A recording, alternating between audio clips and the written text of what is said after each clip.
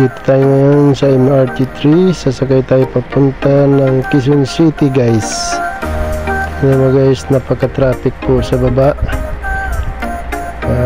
Mas ganda talaga guys kung sa MRT ka masasakay.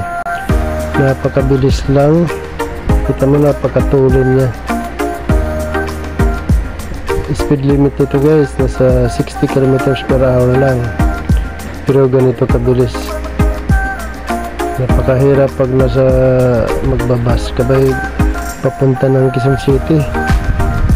Tingnan nyo na guys, napaka-traffic sa baba. Anong oras kaya makakarating sa gusto mong pupuntahan pag ganito ka-traffic guys? Oh yes. Aww.